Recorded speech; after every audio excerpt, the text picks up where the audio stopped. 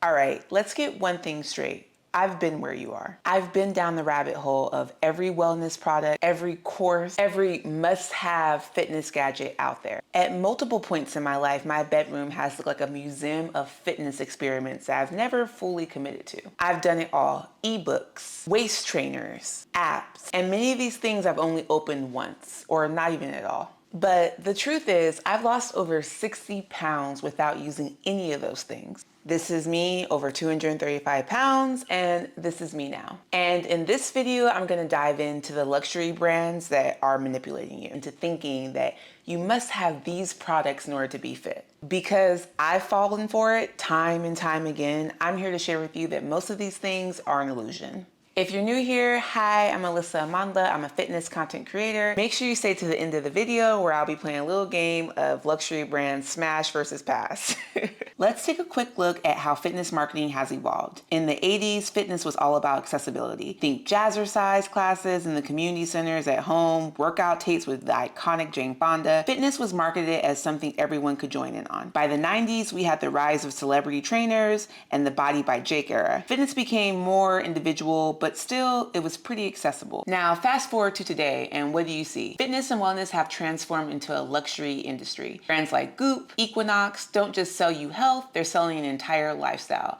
They're making it exclusive, turning fitness into a status symbol. And it makes you want to ask, who does this actually help? Today, we see pristine gym spaces, branded yoga mats, luxury gear, and boutique classes that make you honestly feel like if you can't afford these $100 leggings, then you're not meant to be in these spaces. An example of this are two gyms that couldn't be more different: Equinox versus Planet Fitness. Equinox markets itself as luxury lifestyle brand, and within that you pay upwards to $250 per month for memberships, not including add-ons like personal training or spa services. It's less about fitness and more about exclusivity, status, and creating this image that you belong to something elite. Planet Fitness, on the other hand, costs like $10 a month. They intentionally keep things simple, even removing intense equipment like heavy barbells to appeal to casual people who are just trying to get into the gym consistently. They market accessibility, affordability, and a judgment-free zone. Their slogan is literally "no gym intimidation."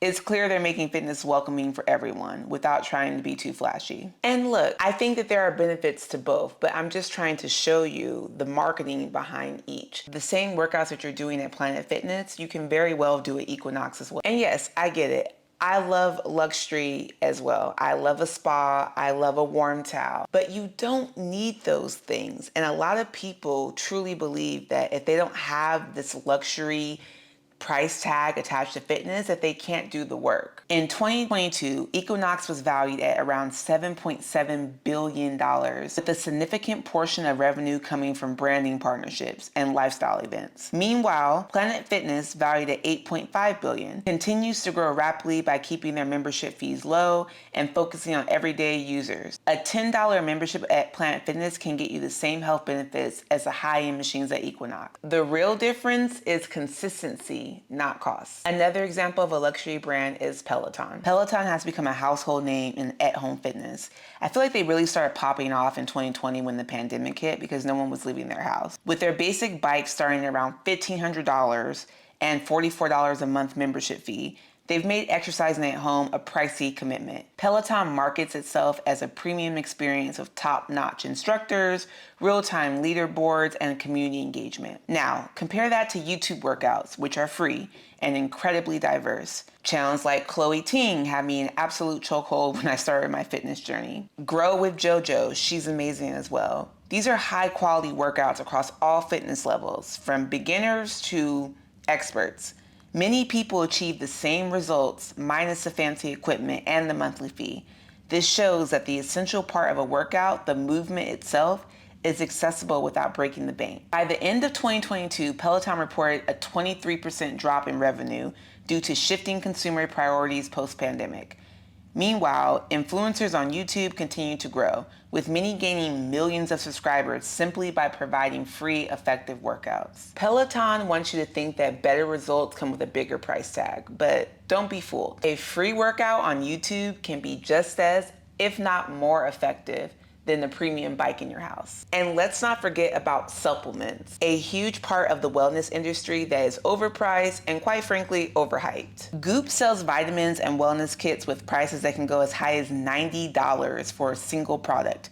Their marketing taps into the sense of personalized wellness and the allure of exclusivity. But here's the thing. Most of these vitamins are no different than your basic multivitamin that you can find at Walmart at a fraction of the price. Healthline reported that in many cases, generic supplements deliver the same nutrients without the Goop markup. You're essentially paying for the brand and the perception of luxury wellness. According to a 2001 report by MarketWatch, the global wellness market was valued at $4.5 trillion, with a significant portion driven by branded supplements that often mark up their pricing, you guys, up to 200 to 400%. I'm gonna keep it 100.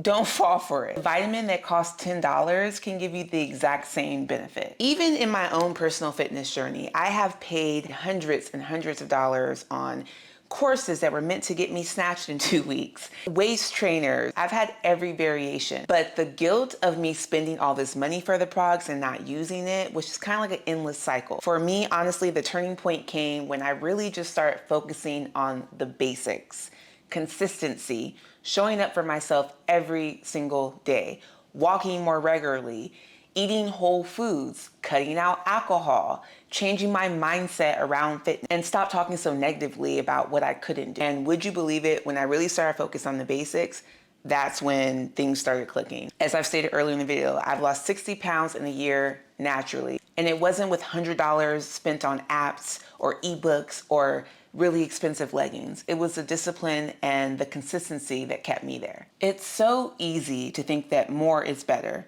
that luxury makes things more effective. But let me tell you, I wasted so much time and money. You don't need a brand name on your health journey. What you need is consistency. Here's what luxury wellness brands do. They capitalize on our fears and insecurities. They know that if they can make fitness seem elite, something only the in crowd can afford, people will pay up to feel a part of it. They market exclusivity, and suddenly we think that we're not doing enough if we're not using their products. This is an unboxing of a $200 pair of leggings, and there's this idea that these leggings somehow make you work out better. But do they? Or are they just a psychological hook? I'm gonna keep it all the way 100 with you guys. Do not fall for it. These brands are not thinking about wellness. They're thinking about making more money. The real work is in the daily grind. It doesn't cost more than a quality pair of sneakers and the space that you already have. And I work in social media. I'm a huge advocate of it. There's good and bad. But let's be honest, social media has intensified this luxury trend. Suddenly, fitness turns into a fashion show with all these really expensive products that you must have in order to be healthy. And don't get me wrong, I really do enjoy some of those things as well. But what my whole point is that you don't need these high-end luxury brands, products, and clothings in order to get the job done. For the average person, they start to believe that they don't have enough to get the job done. We've all been victim to it. We see these day in the lives morning routines that include IV drip, $20 smoothies, $50 workout classes. It's a glamorized version of fitness that convinces people that they need to invest big to get real results. I mean, how many of you guys watching have fell victim to feeling like you needed this one product in order to get the results that you wanted? Take a look at your Amazon cart right now. Like, how many of these luxury high-end products you have in your cart just waiting, things that you think that are going to help you get to the next level, that are gonna help you get more fit, lose more weight, have more defined abs. This kind of marketing often leads people feeling inadequate. If I could go back to tell myself one thing when I was a beginner in the gym, it really would be just to focus on the basics. There's no need for the extras. Just getting outside, moving daily, eating whole foods, and drinking water really does make a difference. Far more than any gadget, super expensive product is gonna get you. You truly will be amazed at the results when you build those foundational habits. And if you feel like adding more, do it because it genuinely adds value, not because it's trending or expensive. The luxury wellness industry wants you to feel like you're missing out, that real health has a price tag attached. But that's their game, not yours. True fitness doesn't have to be expensive. It's about commitment, not cost. Your journey is unique and it doesn't need a dollar sign to be valid. Next time you're scrolling on your socials, you're adding things to your cart, Just really be honest about, do I actually need this? Is this gonna make me more committed? And for some people that the answer might be yes. But if it isn't, maybe just go back to the basics and just show up for yourself every single day. Be consistent. All right, so now we're gonna play a quick little game of luxury brands, smash or pass, because quite frankly, a lot of these brands I'm gonna pass, but just for fun, let's see. So Equinox, pass, 1000% pass. I am not a huge fan of their marketing. I didn't like that campaign they did a couple years ago where it was like, we don't want people who aren't committed to the gym in January. Like, most people go to the gym in the new year. They're starting a new beginning. So Equinox is a far bit too bougie for me, okay? And I'm from LA. Soul Cycle, pass. I mean, Soul Cycle had me in a chokehold as well back in the day, but I just think it's a little bit overhyped, and I haven't really been hearing about Soul Cycle lately. Am I been living under a bus or anything? Because is Soul Cycle still popping like that? I don't know. All right, Athletic Greens, pass. Most of these green wellness drinks are absolutely BS, okay?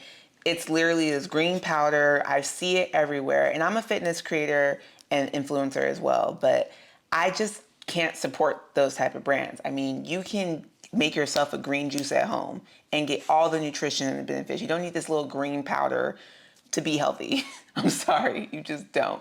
Pass, pass, pass. Private gyms, smash.